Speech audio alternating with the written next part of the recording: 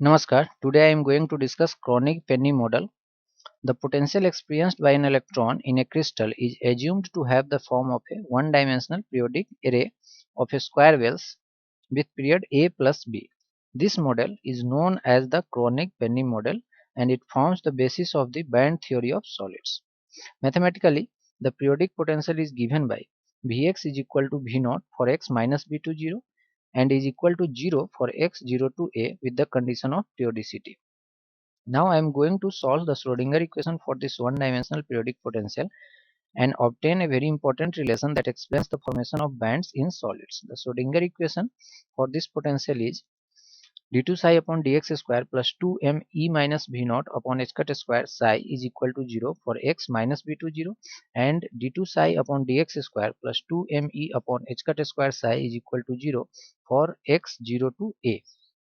For e less than v naught, the solutions are psi x is equal to a e to the power beta x plus b e to the power minus beta x for x minus b to 0 and is equal to c into e to the power iota alpha x plus d into e to the power minus iota alpha x for x 0 to a, where alpha square is equal to 2me upon h cut square and beta square is equal to 2m into v naught minus e upon h cut square. From Bloch's theorem, we have psi x is equal to ux into e to the power iota kx, where ux is a periodic function with period of a plus b. In order to express ux in terms of psi x can be written as e to the power minus iota kx into psi x into e to the power iota kx, which is equal to ux into e to the power iota kx.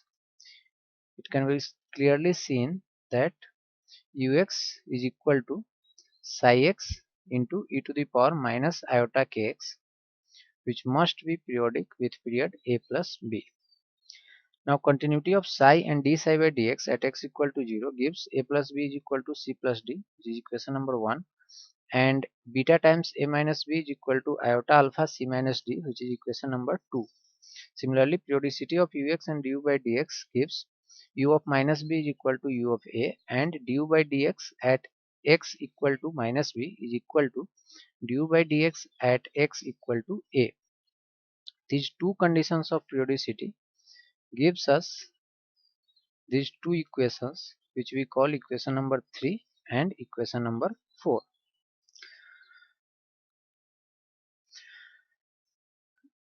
For non-zero solution to these four equations, we must have this determinant equal to 0. In order to simplify this determinant, I am going to use some elementary row and column operations. The first operation is R4 goes to R4 plus iota k R3. Then determinant simplifies to this determinant. Next, R3 goes to e to the power minus iota kb R3 and R4 goes to e to the power minus iota kb R4. The determinant simplifies to this determinant. Next, C2 goes to C2 plus C1 and C4 goes to C4 plus C3.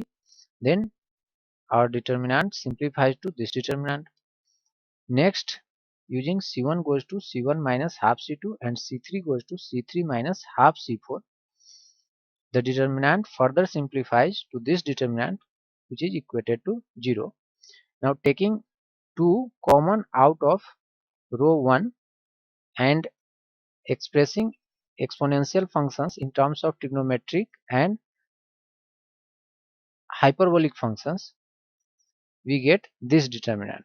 Now expanding this determinant along the fourth row, we get the first term plus the second term plus the third term plus the fourth term equal to 0. Rearranging these terms, we get this equation. Now we know that cos hyperbolic square x minus sin hyperbolic square x is equal to 1 and sin square x plus cos square x is also equal to 1. So our equation becomes this. Now dividing this whole equation by 2 iota alpha beta into e to the power minus iota k into a plus b, we obtain this equation. Now taking the negative terms to other side of the equation, we get this equation. We know that e to the power iota x plus e to the power minus iota x upon 2 is cos x. Therefore, our equation becomes this. We call this equation number 5. Now we are going to use some simplifications. The first simplification is b tends to 0, then sine hyperbolic beta b tends to beta b, and cos hyperbolic beta b tends to 1. The second simplification is v naught tends to infinity, then beta square is very large than alpha square. Therefore, beta square minus alpha square is approximately equal to beta square, which tends to 2m v naught upon h cut square.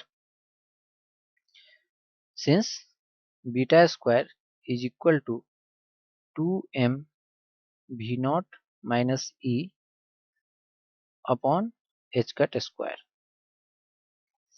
Hence, equation 5 becomes mv naught upon h square alpha beta into beta b into sine alpha a plus cos alpha a is equal to cos ka, or p times sine alpha a upon alpha a plus cos alpha a is equal to cos ka, where p is equal to mv naught ba upon h cut square. This is our required relation. If we plot this equation as a function of alpha a, then we can explain the formation of bands in solids. Thank you.